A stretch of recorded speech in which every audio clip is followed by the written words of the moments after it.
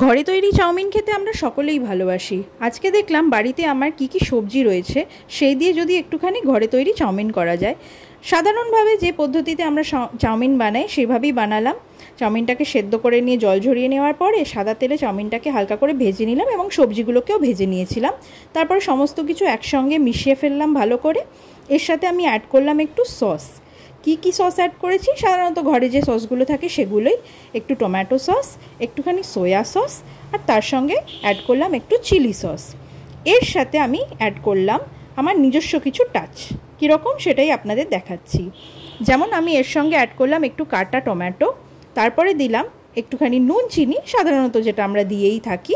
আর তারপরে ভালো করে সব কিছু মিশিয়ে নেওয়ার পর আমি এর সাথে অ্যাড করলাম একটু লেমন জেস্ট। লেমন জেস্ট দিলে কিন্তু এটা খুব টেস্টি হবে, এবং তার সঙ্গে একটু লেমন জুসও অ্যাড করলাম। একটু ধনেপাতা কুচি ছড়িয়ে নিলাম, ব্যাস